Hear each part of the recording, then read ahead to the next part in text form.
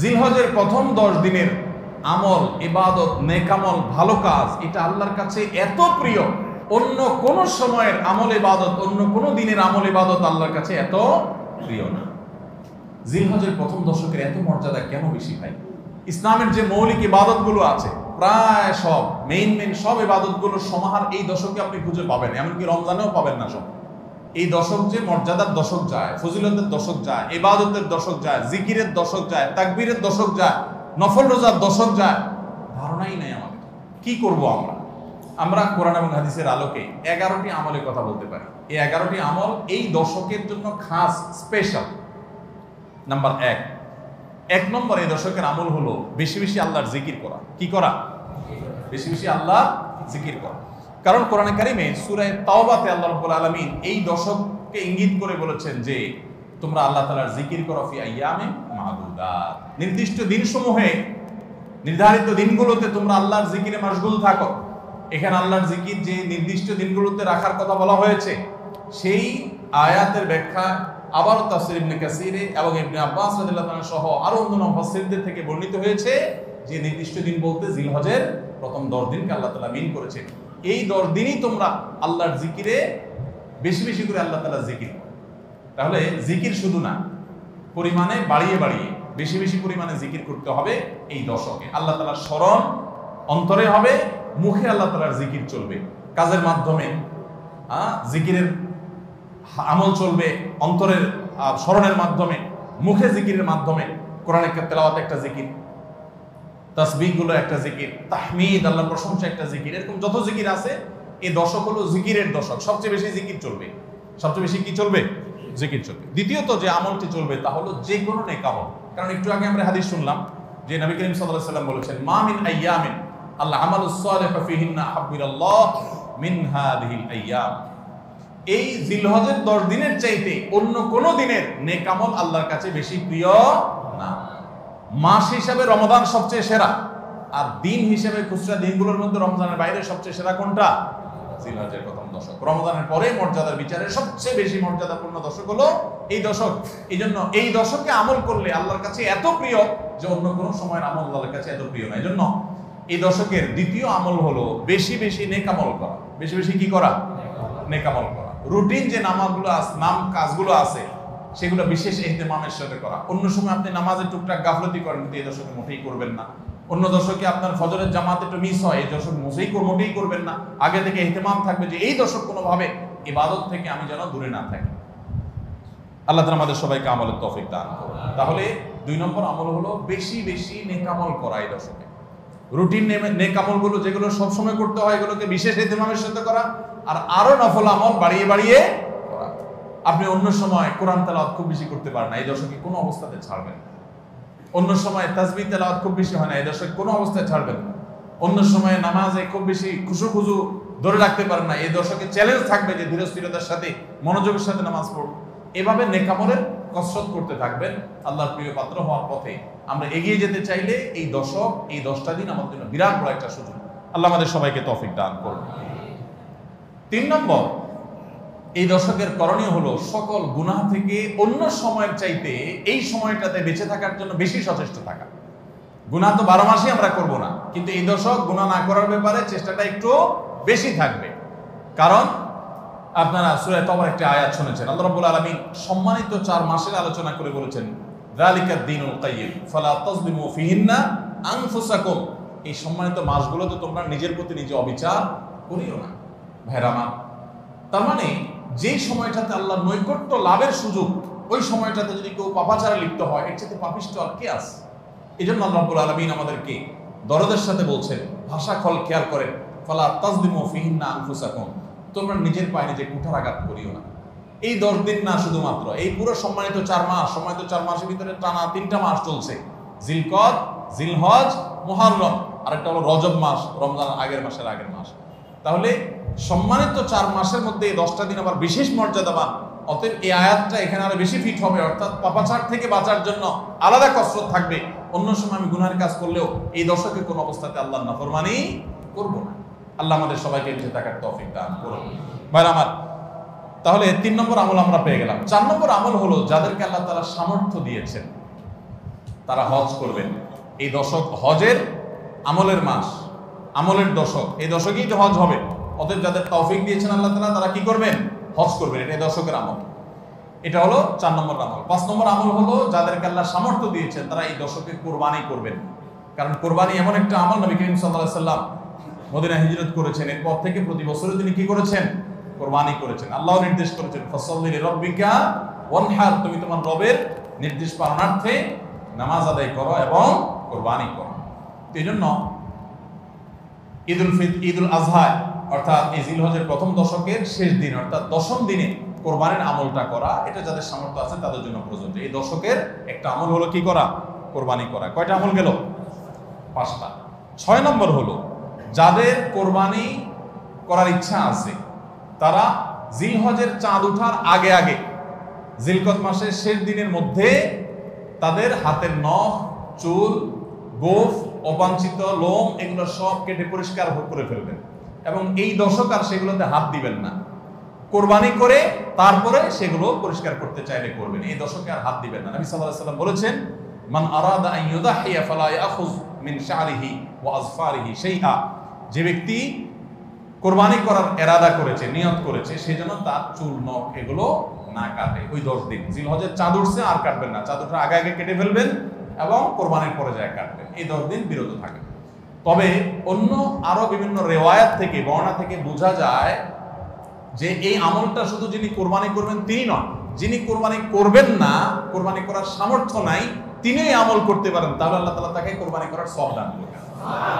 এমনকি কোন সালাফ, কোন সাহাবী থেকে এই আমলও বর্ণিত আছে যে বাসার বাচ্চা কাচ্চা যারা আছে তাদেরকেও এই দশকে চুল, নখ ইত্যাদি কাটতে নিষেধ করেছেন। তাহলে চুল, নখ ইত্যাদি কাটা থেকে বিরত থাকা এই 10 দিন, আগে কাটা এবং পরে কাটা, এই 10 দিন না কাটাকাটি না করা, এটা একটা মুস্তাহাব আমল এবং প্রায় সব ফুকাহা ইকরাম এই ব্যাপারে একমত হয়েছে। মাওসুআ ফিকহিয়া কুয়েতিয়ার মধ্যে লেখা হয়েছে যে ইত্তাফাকাল ফুকাহা, সব ফকিহগণ প্রায় একমত যে এই দশকে যিনি কোরবানি করবেন তিনি তো বটেই, কোরবানি যিনি করবেন না তাদের তরফ থেকেও চুল, নখ এগুলা কাটা থেকে বিরত থাকা মুস্তাহাব। তাহলে 6 নম্বর আমল গেল চুল, নখ ইত্যাদি দশক না কেটে থাকা।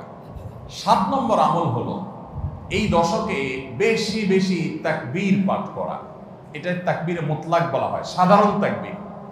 আল্লাহু আকবার, আল্লাহু আকবার, লা ইলাহা ইল্লাল্লাহু, আল্লাহু আকবার, আল্লাহু আকবার ওয়া লিল্লাহিল হামদ।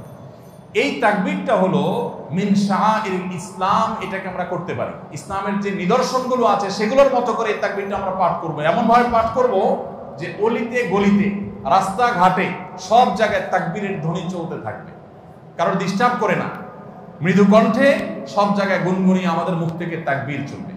আপনারা অনেকে হয়তো শুনে থাকবেন সাহাবা ইকরাম রিদওয়ানুল্লাহি তাআলা আজমাইনের মধ্যে থেকে কেউ কেউ, আবু হুরায়রা রাদিয়াল্লাহু তাআলা আনহু, আরো কোন সাহাবীর আমল বর্ণিত আছে যে জিলহজের প্রথম দশক শুরু হলে তারা বাজারে চলে যেতেন।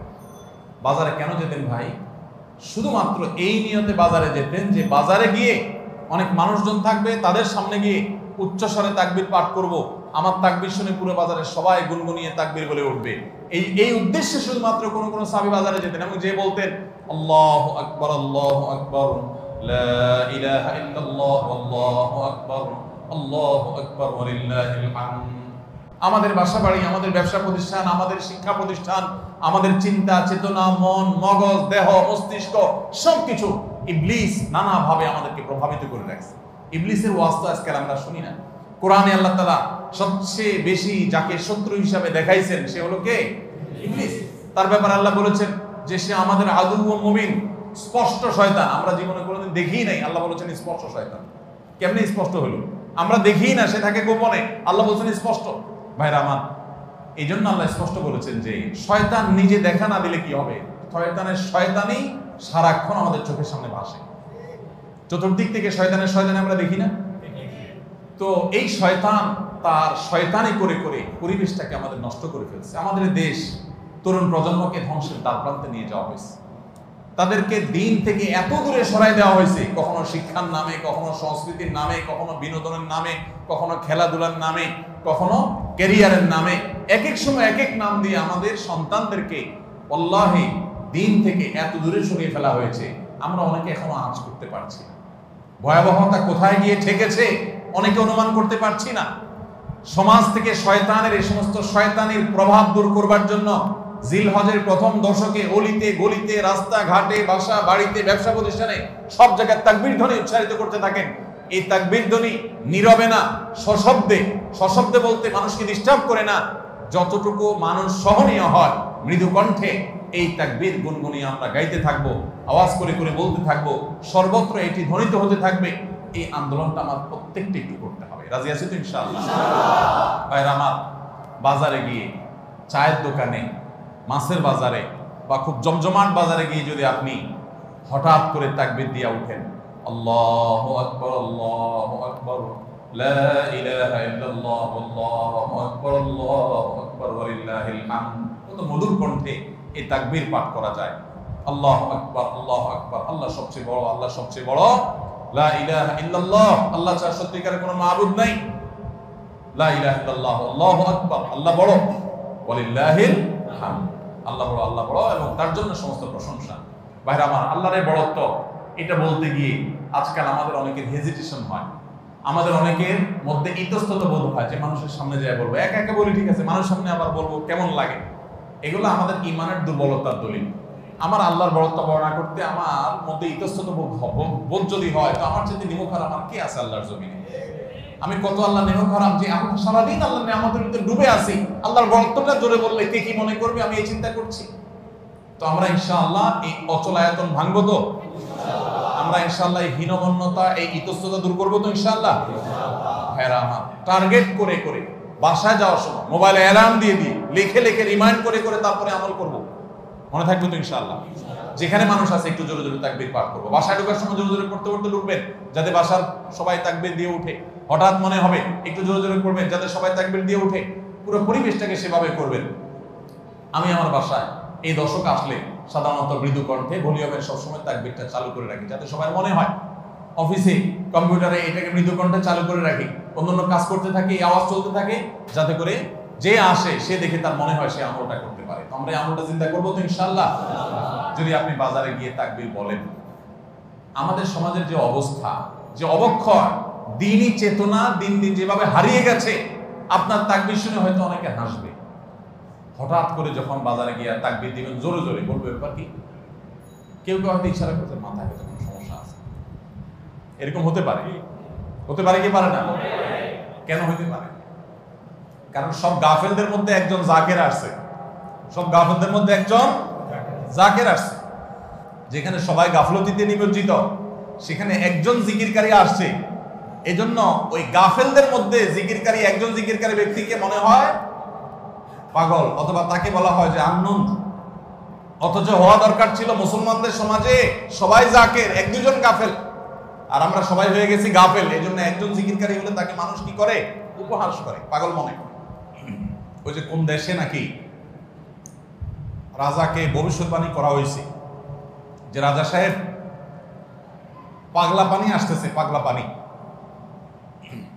বন্যার পানিতে যে পানি আসবে এটাতে সব জায়গায় ছড়ায় যাবে, এটা পাগলা পানি, দেশে আর কোনো পানি থাকবে না, এই পানি সবাই খাইতে বাধ্য হবে। আর এই পানি পাগলা পানি নাম এই জন্য দেওয়া হয়েছে, এই পানি যে খাবে সে পাগল হয়ে যাবে। রাজা সাহেব এই ভবিষ্যৎবাণী শুনে পরামর্শ করতেছেন সব মন্ত্রীদের সাথে যে কি করা যায়। দেশের সব মানুষ পাগল হয়ে গেলেও আমার তো অন্তত ভালো থাকতে হবে, আমি পাগল হয়ে গেলে দেশ চলবে কেন? তো সবাই বলতে দিচ্ছে রাজা সাহেব এক কাজ করেন, তাহলে আপনার রাজ বাড়িতে বেশি করে পানি স্টক করে রাখেন, যে পাগলা পানি যখন আসবে, সাধারণ পানি যখন থাকবে না, ট্যাঙ্কিতে আপনার বাসায় পর্যাপ্ত পানি থাকবে, 1-2 মাস চলবে। তো অন্তত আপনি ওই পানিগুলো খেয়ে ভালো থাকলেন, জনগণ সব পাগল হয়ে গেল, আপনি একটু সামলালেন। তো বুদ্ধি অনুযায়ী রাজা সাহেব সব পানির ব্যবস্থা রাখছে এবং বিরাট পানির ট্যাঙ্কি ভরে ফেলছে। ভরার পর এবার সেই পানির ট্যাঙ্কির পানি রাজা সাহেব এবং তার ফ্যামিলির লোকজন খাইছে, এবং যথারীতি জনগণ ওই পাগলা পানি খায় সব পাগল হয়ে গেছে। আর পাগল হয়ে সব কাপড় চোপড় খুলে ফেলছে। এখন সব পাগলরা এসে রাজবাড়ি ঘেরাও করে ফেলছে এবং সবাই মিলে বলতেছে ওই দেখ কয়েকটা পাগল। কারণ এগুলোর পরনে কাপড় আছে, এগুলো মাথা নষ্ট হয়ে গেছে, এটা পরনে কাপড় পরে রয়েছে কেন? এবার রাজা সাহেব সবার সাথে পরামর্শ করতেছে পরিবার সদস্যদের সাথে যে আমাদের কি করা এখন, সবাই যে আমাদেরকে পাগল বলা শুরু করছে, যদি পাগল বলে মাইদুর দেওয়া শুরু করে দেয় কি করা যাবে। তখন এবার সবাই বুদ্ধি করলো পরিবারের লোকেরা যে তাহলে এক কাজ করা যাক, যে সমাজে সব পাগল থাকে সেখানে আসলে সুস্থ থাকাটা দোষের, আমরাও চলেন পাগলা পানি খেয়ে পাগল হয়ে যাই। এবার তারাও পাগলা খানি খায় পাগল হয়ে গেছে, এবার পাগলে পাগলে মিলছে, আর অসুবিধা হয়নি। এই সমস্ত গল্প হয়তো এর কোনো বাস্তবতা নাই, কিন্তু এই গল্প বলার উদ্দেশ্য হলো যে যেই সমাজে মানুষ সব গাফেল হয়ে যায়, ফাসেকের পরিমাণ বেশি হয়ে যায়, সেই সমাজে একজন বাজারে গিয়ে যখন আল্লাহু আকবার তাকবীর ধ্বনি দিবে, তখন তাকে কিছু লোক পাগল বলাটা সমাজের মানুষের পাগল হওয়ার দলিল। পাগল হওয়া বলতে ফাসেক হয়ে যাওয়া, আল্লাহর জিকির থেকে দূরে সরে যাওয়ার দলিল। কেন বাজারে যায় যদি কেউ একটু গেয়ে উঠে, মনের সুখে কোনো একটা গান গেয়ে উঠে, তাকে তো কেউ অসুস্থ মনে করে না। তাহলে জিকির ক্ষেত্রে এরকম কেন হয়? আপনি যদি বাসে উঠে বলেন আল্লাহু আকবার লা ইলাহা ইল্লাল্লাহ আল্লাহু আকবার ওয়ালিল্লাহিল হামদ, প্রথম কারোর কাছে আনইজি লাগতে পারে। উঠার পর যদি আরেকজন পড়েন, বলবে যে ভাই হাতে কোনো ব্যাগ ট্যাগ তো দেখা যাচ্ছে না, কিছু বেচবে নাকি, অকার টকার নেই কোনো। আপনি যদি যখন সুন্দর করে যারা অবাক হয়ে তাকাবে তাদের যদি বলেন ভাই এই দশকে আমাদের নবীজি বেশি বেশি করে উচ্চস্বরে তাকবীর পাঠ করতে বলেছেন, আপনারা তো সবাই মুসলমান, আপনাদের সবাইকে স্মরণ করানোর জন্য আমি জোরে জোরে করছি, আপনারা কেউ মনে কিছু নিয়েন না, বাস আলহামদুলিল্লাহ, তাইলে কেচ্ছা কত। তো আমরা এই আমলটা করবো তো ইনশাআল্লাহ, কঠিন আমল, কিন্তু এটাকে জিন্দা করতে পারলে সমাজে সর্বত্র যখন তাকবীরের ধ্বনি ভাসতে থাকবে শয়তান পালা যাবে ইনশাআল্লাহ সমাজ থেকে। ঘরে যখন সারাদিন তাকবীর ধ্বনি ভাসতে থাকবে শয়তান পালা যাবে। আল্লাহ আমাদের সবাইকে আমলের তৌফিক দান করুন। জিলহজের প্রথম দশকে এই আমলটা সম্পর্কে নবী করিম সাল্লাল্লাহু আলাইহি ওয়াসাল্লামের ভাষ্য খেয়াল করেন। তিনি বলেছেন ফাকফিরু ফীহিন্না মিনাত তাকবীরি ওয়াত তাহলিলি ওয়াত তাহমিদ, জিলহজের প্রথম দশক যখন শুরু হয় তোমরা বেশি বেশি করে তাকবীর পড়ো, বেশি বেশি করে তাহমিদ পড়ো, বেশি বেশি করে তাহলিল পড়ো, অর্থাৎ আল্লাহু আকবার লা ইলাহা ইল্লাল্লাহ আল্লাহু আকবার লিল হামদ, এটা বেশি বেশি করে পাঠ করো, নবী সাল্লাল্লাহু আলাইহি ওয়াসাল্লাম নির্দেশ করেছেন। তাহলে কয় নম্বর আমল গেল? 7 নম্বর আমল, বেশি বেশি করে তাকবীর তাহমিদ তাহলিল পড়া। 8 নম্বর আমল হলো এই তাকবীর তাহমিদ তাহলিলটাই বিশেষভাবে পড়া। 7 নম্বরটা হলো সাধারণভাবে রাত দিন যতক্ষণ পারেন বেশি বেশি পড়বেন, কোনো সময় ফিক্স নাই, এবং 10 দিন ফুল। আর 8 নম্বর আমল হলো এই তাকবীরটাই নির্দিষ্ট সময়ে নির্দিষ্ট দিনগুলোতে বিশেষভাবে পড়া। সাধারণভাবে তো পড়বেনই, আর বিশেষভাবে পড়বেন। বিশেষভাবে কখন? আইয়ামে তাশরিকে। আইয়ামে তাশরিক কাকে বলা হয় ভাই?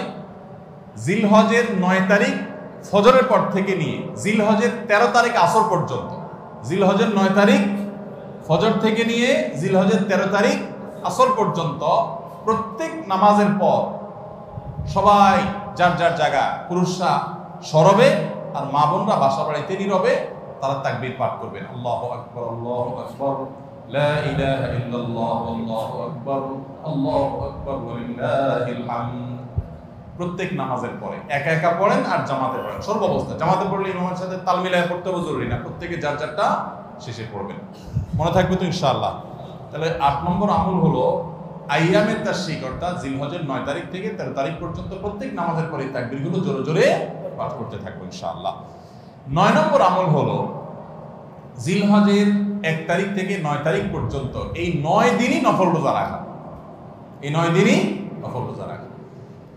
এই 9 দিন নফল রোজা রাখা সম্পর্কিত একটা হাদিস পাওয়া যায়, এবং এই 9 দিনের নফল আমল সম্পর্কে মওসুআ ফিকহিয়া কুয়েত থেকে প্রকাশিত ফিকহ বিশ্বকোষ, সেখানে বর্তমান সময়ের সবচাইতে অথেন্টিক ফতোয়ার কিতাবগুলোর মধ্যে থেকে, প্রসিদ্ধ কিতাবগুলো থেকে একটা, ফতোয়ার কিতাবগুলো থেকে মওসুআ ফিকহিয়া কুয়েতিয়া, সেখানে লেখা হয়েছে যে ইত্তাফাকাল ফুকাহা, সমস্ত ফকিহগণ এবারে একমত যে জিলহজের প্রথম তারিখ থেকে 9 তারিখ পর্যন্ত এই 9 দিনই রোজা রাখা মুস্তাহাব। এই 9 দিন রোজা রাখা মুস্তাহাব। বিভিন্ন বর্ণনায় এটি প্রমাণিত হয়, যদি সে বর্ণনাগুলো কোনো সনদি মুহাদ্দিসরা কেউ আপত্তি তুলেছেন, কিন্তু ফুকাহা একরাম এ ব্যাপারে রেকমেন্ড করেছেন যে এই 9 দিন রোজা রাখা মুস্তাহাব। যেহেতু জিলহজের প্রথম 10 দিনের পুরো 10 দিনই ইবাদত আল্লাহর কাছে প্রিয়, অতএব নফল আমল, রোজাও একটা নফল আমল, সেই হিসাবে রোজাটা অটোমেটিকও চলে আসে। এই জন্য 9 নম্বর আমল হলো জিলহজের 1 থেকে 9 তারিখ পর্যন্ত এই দিনগুলো কি করা? রোজা রাখা। 10 নম্বর আমল হলো স্পেশালি বিশেষভাবে আরাফার দিনে অর্থাৎ জিলহজের 9 তারিখে রোজা রাখা। জিলহজের 9 তারিখে কি করা? রোজা রাখা। প্রথম 9 দিন সাধারণ, আর বিশেষভাবে 9 তারিখের গুরুত্ব আরো বেশি, কারণ নবী করিম সাল্লাল্লাহু আলাইহি ওয়াসাল্লাম বলেছেন সিয়ামু ইয়াউমি আরাফা আহতাসিবু আলাল্লাহি আন ইউকাফিরা আস-সানাতাল্লাতী ক্বাবলাহা ওয়াল্লাতী বা'দাহা। আরাফার দিনের রোজা অর্থাৎ জিলহজের 9 তারিখের রোজা, এই রোজা সম্পর্কে আল্লাহর কাছে আমার ধারণা, আল্লাহর প্রতি নবী সাল্লাল্লাহু আলাইহি ওয়াসাল্লাম বলছেন যে আমার ধারণা যে এই রোজার বিনিময়ে আল্লাহ তাআলা 1 বছর পূর্বের আর 1 বছর পরের অর্থাৎ আগামী 1 বছর এবং গত 1 বছরের গুনাহ আল্লাহ তাআলা মাফ করে দিবেন। আমরা এই পর্যন্ত যত ফজিলতের কথা শুনেছি, পিছনে গুনাহ মাফ করে দিবেন, গত 1 বছর গুনাহ মাফ করে দিবেন, সারাদিন গুনাহ মাফ করে দেওয়া হবে, এরকম বিভিন্ন হাদিস আমরা শুনেছি। কিন্তু এরকম কোন হাদিস কেউ হয়তো আমরা এই হাদিস ছাড়া আরেকটা হাদিস শুনি নাই যে 1 বছর অগ্রিম গুনাহ মাফ করবেন। যদি আল্লাহ তাআলা কাউকে হায়াত দেন তিনি 1 বছরের গুনাহ মাফ পেয়ে যাবেন। কোন কোন হাদিস বেত্তাগণ বলেন যে হাদিসের মধ্যে ইশারা পাওয়া যায় যে কেউ যদি আরাফাতের রোজা রাখার তৌফিক পায় হয়তোবা আগামী 1 বছর হায়াত পাওয়ার তৌফিক হবে তার। যদিও এটা জাস্ট একটা ব্যাখ্যা, এটা এমন না যে হাদিসে বলা হয়েছে আলাদা গ্যারান্টি দিয়ে, এরকম না। অতএব ব্যত্যয় ঘটলে করতে পারে। কথা বুঝে আসছে ভাই? তো এই জন্য এই আরাফাত দিনের রোজা এটা আমরা মিস করবো না ইনশাআল্লাহ। তাহলে 10 নম্বর আমল গেল জিলহজের 9 তারিখের রোজা। 11 নম্বর আমল হলো ঈদুল আজহার সমস্ত সুন্নাতগুলো আমল করা। ঈদুল আজহার অনেকগুলো সুন্নাত আছে না, এই সুন্নাহগুলো সবগুলো আমল করা। ঈদুল আজহার যে সুন্নাহগুলো আমল সাধারণত হয় না, গোসল আমরা করি, সুগন্ধি আমরা ব্যবহার করি, আলহামদুলিল্লাহ, অন্য অনেক সুন্নাত আমরা আমল করি, কিন্তু যে সুন্নাতের আমল সাধারণত হয় না তার ভিতরে একটা হলো ফজরের নামাজ মহল্লার মসজিদে এসে পড়া, ভোর রাতে আগে আগে উঠা। অন্য সময়ের চাইতে ঈদের দিন ফজরের মুসল্লি আরো আমাদের মসজিদে কম থাকে, কারণ চাঁদ রাতে তামাশা করে বেড়ায়, ফজর নামাজ মিস হয়ে যায়। তো ইমানদার সেটা করতে পারেন না। ঈদের সুন্নাহটা বিশেষভাবে আদায় করার চেষ্টা করা দরকার, অর্থাৎ জামাতের সাথে ফজর নামাজ পড়া দরকার, আগে আগে উঠা দরকার। ঈদের দিনের সুন্নাতগুলোর মধ্যে থেকে একটা। আরেকটা সুন্নাত আমাদের অবহেলিত, আদায় হয় না, সেটা হলো ঈদুল আজহা হোক আর ঈদুল ফিতর হোক, ঈদের নামাজ মাঠে পড়ার চেষ্টা করা দরকার। কোথায়? মাঠে। মাঠ এখন কম, বিশেষ করে শহর এলাকাতে মাঠ একটু কম, কিন্তু যেগুলো আছে সেগুলো যদি সঠিকভাবে সবগুলোকে ব্যবহার করা হয় তাহলে অনেক জায়গায় সুন্নাহ জিন্দা হয়। আমরা ঈদের নামাজ মসজিদে পড়ি, কেন পড়ি? একটা অজুহাত দেই, মাঠ কম। এই অজুহাত সব ক্ষেত্রে গ্রহণযোগ্য না এবং সঠিক না। অনেক জায়গায় মাঠ থাকা সত্ত্বেও মানুষ মসজিদে নামাজ পড়ে, কারণ সব মহল্লার মানুষ আলাদা আলাদা নিজেরা একটু মাতবরি করতে চায়। আমরা আবার আরেক জায়গায় নামাজ পড়তে যাবো, আমাদের একটা বাঁকাবাতি থাকে। এই রোগ মসজিদে মসজিদে ঢুকে গেছে, মসজিদ কমিটির লোকদের মধ্যে রোগ ঢুকে গেছে। তারাই কোরবানি করতে রাজি না যে আমরা এখানে জমাত করবো না, চল আমরা সবাই মিলে বড় একটা মাঠে করি। বড় মাঠে কয়েক মসজিদের মুসল্লিরা একসাথে নামাজ আদায় করার যে সৌন্দর্য আছে, এই সৌন্দর্য মসজিদের মধ্যে ঈদের নামাজ পড়ার মাধ্যমে নাই। এই জন্য ভাইরা মাঠে ঈদের নামাজ জিন্দা করার চেষ্টা করতে হবে ইনশাআল্লাহ। চেষ্টা করা যাবে না ইনশাআল্লাহ? তাই বলে আবার রাস্তাঘাট আটকায় মানুষের অসুবিধা হয় সেভাবে করে ঈদের নামাজ ব্যবস্থা করেন না। হ্যাঁ, যদি কোনো রাস্তা এরকম হয় যে না এ রাস্তা বিকল্প বহু রাস্তা ডানে বামে আসে, মহল্লার রাস্তা কারোর কোনো অসুবিধা হবে না, তাহলে সেখানে হতে পারে শর্ত সাপেক্ষে। কিন্তু সাধারণত রাস্তা নয়, বরং আমাদের নামাজ পড়তে হবে কোথায়? মাঠে। এবং ঈদের নামাজ মসজিদে আদায় করবেন না, মাঠে আদায় করবেন। এই আওয়াজটা সর্বত্র তোলা দরকার। শহর তো বটেই, গ্রামে পর্যন্ত এখন প্রত্যেক মসজিদে মসজিদের নামাজ, কেউ কাউকে মানতে রাজি না, কেউ কাউকে মানতে রাজি না। আরেক জায়গায় ঈদগাহে নামাজ পড়বো, আমাদের ইজ্জত থাকে নাকি? এই লোক ইসলাম বুঝে নাই। ঈদের জামাত হবে অনেক বড় জামাত, সেখানে বহু মসজিদের মুসল্লিরা আসবে, এটার মধ্যেই সৌন্দর্য, পুরো মহল্লার মানুষের সম্মিলন করবে। এই সুন্নাতটা আদায় হয়। ঈদুল আজহার আরেকটা সুন্নাত অবহেলিত, সেটা হলো ঈদুল আজহায় আমরা জানি যে প্রথম খাবার ঈদুল আজহার কোরবানির গোশত দিয়ে হবে, এটা সুন্নাত। ওমর রাদিয়াল্লাহু তাআলা থেকে একটা রওয়ায়াত বর্ণিত আছে যে আল্লাহ তাআলার উদ্দেশ্যে কোনো কিছু দান করলে এটা নিজে ভোগ করা যায় না। যায়? আপনি আল্লাহকে খুশি করার জন্য আল্লাহর ওয়াস্তে কিছু দিয়ে দিয়েছেন, এটাকে নিজে খাওয়া যায়? আর এটা আপনি গরিবকে দিয়ে দিবেন, মসজিদে দান নিয়াত করলে মসজিদকে দিয়ে দিবেন, আপনি নিজে ভোগ করতে পারবেন না। শুধু কোরবানি এবং আকিকা এই দুইটা আমল আছে, যে এই দুইটা আমল আল্লাহকে খুশি করার জন্য জবাই করার সময় বলছেন বিসমিল্লাহ আল্লাহু আকবার, আল্লাহুম্মা লাক মিনকা ওয়া লাক, আল্লাহ আপনার তরফ থেকে আবার আপনার উদ্দেশ্যেই কোরবানি করলাম, আমার কোনো ধান্দা নাই। অথচ আবার ঠিকই ওইটার গোশতটা আল্লাহ আপনাকে খেতে দিয়েছে, কারণ এটা আল্লাহর পক্ষ থেকে সাদাকা, আল্লাহর পক্ষ থেকে মেহমানদারি, যে আল্লাহ আপনার থেকে কবুল করেছেন এবং বলেছেন বান্দা আমি বুঝে পাইছি এবার তোমাকে দিছি, তুমি খাও। তো এই জন্য আল্লাহর মেহমানদারি দিয়ে দিনের প্রথম খাবার গ্রহণ করা, যাতে করে ক্ষুধার্ত থেকে খাবারের প্রতি আগ্রহী হন আপনি এবং আল্লাহর মেহমানদারি দিয়ে প্রথম খাবার খান আপনি, এটা সুন্নাত। এই জন্য ঈদুল আজহার দিন আমরা কোনো কিছু না খেয়ে থাকবো, রাতে খেয়ে যে শোবো, এরপরে আর কোনো কিছু খাবো না, ঈদগাহে আসবো না খেয়ে, কোরবানির পশুর গোশত বানায়া রান্না করে ওইটা দিয়ে প্রথম খাবার খাবো ইনশাআল্লাহ। আল্লাহ তাআলা আমাদের সবাইকে এই সব সুন্নাহগুলো মেনে চলার তৌফিক দান করুন। তাহলে 11 নম্বর আমল হলো ঈদুল আজহার সব সুন্নাহগুলা পালন করা। আমরা আবারও এক নজরে বলি, জিলহজের প্রথম দশকের 11টি আমলের সর্বপ্রথম আমল বলেছি বেশি বেশি আল্লাহর জিকির করা। বেশি বেশি কি করা? আল্লাহর জিকির করা। এই দিনগুলোতে, নির্দিষ্ট দিনগুলোতে আল্লাহর জিকির করবার নির্দেশ আল্লাহ তাআলা কোরআনে কারীমে সূরা তাওবায় করেছেন। দ্বিতীয় আমল বলেছি বেশি বেশি নেক আমল করা, কারণ এই দশকের নেক আমল আল্লাহর কাছে অন্য যে কোনো সময়ের নেক আমল ভালো কাজের চাইতে বেশি প্রিয়। এই দশকের নেক আমল চলতে থাকবে, সেটা জিকির হোক, তেলাওয়াত হোক, দান সাদাকা হোক, নফল রোজা হোক, নফল নামাজ হোক, যত রকমের ইবাদত আছে, এটা ইবাদতের দশক। রমজানে যেরকম ইবাদত করতে থাকি আমরা, এই দশকে এরকম কি চলবে? ইবাদত চলতে থাকবে। 3 নম্বর আমল হলো অন্য যে কোনো সময় আমরা গুনাহ এবং পাপাচার থেকে বাঁচার জন্য যতটা চেষ্টা করি, এই দশকে গুনাহ থেকে বাঁচার চেষ্টাটা হবে অন্য যে কোনো সময় চাইতে অনেক বেশি, কারণ এই দশক মর্যাদাপূর্ণ ইবাদতের জন্য। সেখানে গুনাহ করলে তার দায় এবং তার প্রায়শ্চিত্ত এরকম ভয়াবহ হবে। এই জন্য এই দশকে গুনাহ থেকে বিশেষভাবে বেঁচে থাকার চেষ্টা করা। 4 নম্বর আমল বলেছিলাম যাদের আল্লাহ সামর্থ্য দিয়েছেন তারা হজ করবেন। 5 নম্বর আমল বলেছিলাম যাদের আল্লাহ সামর্থ্য দিয়েছেন তারা কোরবানি করবেন।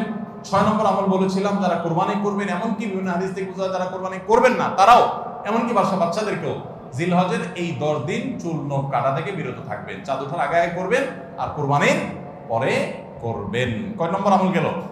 6 নম্বর। 7 নম্বর আমল হলো সাধারণভাবে এই 10 দিন রাত দিন যত বেশি পারেন উচ্চস্বরে সরবে তাকবীর পাঠ করতে থাকবেন। আল্লাহু আকবার, আল্লাহু আকবার, লা ইলাহা ইল্লাল্লাহ, আল্লাহু আকবার, আল্লাহু আকবার, ওয়া লিল্লাহিল হামদ। কোন হাদিসে 3 বার তাকবীর আসছে শুরুতে, আল্লাহু আকবার, আল্লাহু আকবার, আল্লাহু আকবার, লা ইলাহা ইল্লাল্লাহ, আল্লাহু আকবার, আল্লাহু আকবার, আল্লাহু আকবার, ওয়া লিল্লাহিল হামদ। আর 8 নম্বর আমল হলো এই তাকবীরটাই বিশেষ সময়ে, বিশেষ দিনে, বিশেষ সময়ে পড়া। সেটা কিভাবে? জিলহজ মাসের 9 তারিখ ফজরের পর থেকে নিয়ে জিলহজের 13 তারিখ আসরের নামাজ পর্যন্ত প্রত্যেক নামাজের পরে নারী পুরুষ সবাই এই তাকবীর নামাজের পরে একবার করে পাঠ করা। এটা হলো বিশেষ সময়, তাকবীরে মুকাইয়াদ বলা হয় এটাকে, স্পেশাল। এটা 8 নম্বর আমল। 9 নম্বর আমল হলো জিলহজের 1 থেকে 9 তারিখ পর্যন্ত এই সব দিনগুলোতে নফল রোজা রাখা মুস্তাহাব। 10 নম্বর আমল হলো জিলহজের 9 তারিখ আরাফার দিনে রোজা রাখা আলাদা স্পেশাল সওয়াবের কাজ। 1 বছর আগের এবং 1 বছর অগ্রিম পরের গুনাহ মাফ আল্লাহ তাআলা করে দেন, অর্থাৎ সগীরা ছোট গুনাহ আল্লাহ তাআলা মাফ করে দেন, বড় গুনাহ থেকে তওবা করলে সেগুলো মাফ পাওয়া যাবে। আর 11 নম্বর আমল হলো যে ঈদের দিনে যত সুন্নাহ আছে সব সুন্নাহগুলো সঠিকভাবে পালন করব। আল্লাহ রাব্বুল আলামিন আমাদের সবাইকে জিলহজের এই 10 দিনের ফজিলত এবং মর্যাদা প্রতি মুহূর্তে স্মরণ করার তৌফিক দান করুন। আমিন। এই দশক যে মর্যাদার দশক যায়, ফজিলতের দশক যায়, ইবাদতের দশক যায়, জিকিরের দশক যায়, তাকবীরের দশক যায়, নফল রোজার দশক যায়, ধারণাই নাই আমাদের, মনেই থাকে না। অনেক মানুষ আছে জিজ্ঞেস করলে ভাই তার হাবভাব দেখলে রুটিনের ভিতরে কোনো পরিবর্তন নাই। অন্য সময় ফজরে গাফলতি, এই দশকেও গাফলতি। আরে ভাই রমজান মাসে তো মানুষ বেনামাজিও নামাজ পড়ে, মাশাআল্লাহ, ঠিক না ভাই? ঠিক। যে লোক বখিল সেও টুকটাক দান করে, যে কখনো মসজিদে আসে না সেও মসজিদে আসে, যে কোরআন ছুঁয়ে দেখে না সেও একটু কোরআন ছোঁয়, কারণ রমজান ইবাদতের মৌসুম চলছে। তাহলে জিলহজের প্রথম দশকে এরকম ইবাদতের ছিটাফোঁটা, ইবাদতের কোনো আবহ, ইবাদতের কোনো পরিবেশ, ইবাদতের কোনো আলামত, এর কোনো আপনার চিহ্ন আমাদের সমাজে, আমাদের পরিবারগুলোতে দেখা যায় না। তাহলে এই দশক ইবাদতের অত্যন্ত ফজিলতপূর্ণ দ্বিতীয় বৃহত্তর মৌসুম হওয়া সত্ত্বেও অবহেলিত দশক, অজানা দশক। এই আমলগুলো হারিয়ে যাচ্ছে সমাজ থেকে। এগুলোকে জিন্দা করবো তো ইনশাআল্লাহ। আমরা সবাই এক একজন যার যার দায়িত্বে কমপক্ষে 5 জন মানুষকে আমরা সচেতন করবো ইনশাআল্লাহ। ঠিক আছে তো ইনশাআল্লাহ ভাই? এই বিষয়গুলো আমরা অন্যদের মাঝে শেয়ার করব। আমরা আমাদের ফাউন্ডেশন থেকে যে লিফলেট করেছি আপনারা নিজের উদ্যোগেও করে নিতে পারেন। আপনারা চাইলে আমাদের ফাউন্ডেশনের যে কেউ গেলে যতগুলো কপি লাগে আপনারা নিয়ে নিতে পারবেন। আপনার মসজিদগুলোতে আপনারা বিতরণ করবেন। রাস্তা রাস্তা দোকানে দোকানে হেঁটে হেঁটে মানুষকে হ্যান্ডবিল দিবেন এবং মানুষকে বলবেন ভাই একটু পড়ে দেখবেন এবং আমল করবেন। যদি আমরা এই আমলটা সমাজে চালু করতে পারি আমরা সাকসেস ইনশাআল্লাহ। চেষ্টা করা যাবে তো ইনশাআল্লাহ। প্রত্যেকে যার যার মহল্লা গলিতে গলিতে তাকবীরের ধ্বনি চালায় রাখবেন এবং তাকবীরের ধ্বনি শুরু করবেন এবং যুবকরা প্ল্যান করে করে তাকবীর পাঠ করবেন। আবার তাকবীরের নাম দিয়ে মানুষকে ডিস্টার্ব করেন না। মিছিল করতে করতে আল্লাহু আকবার আল্লাহু আকবার দিদি দিতে গেলেন, মানুষ মোবাইলে কথা বলতে পারলো না, এই ডিস্টার্ব আবার করা যাবে না, খবরদার। ইসলাম আমাদেরকে ব্যালেন্স শিক্ষা দিয়েছে, কোনো আমল করতে গিয়ে কাউকে কষ্ট দেওয়া যাবে না। সবাই চেষ্টা করবো তো ইনশাআল্লাহ। আল্লাহ তাআলা আমাদের সবাইকে আমলের তৌফিক দান করুন। জাযাকুমুল্লাহ খাইর। আস-সুন্নাহ ফাউন্ডেশন, উম্মার স্বার্থে সুন্নাহর সাথে।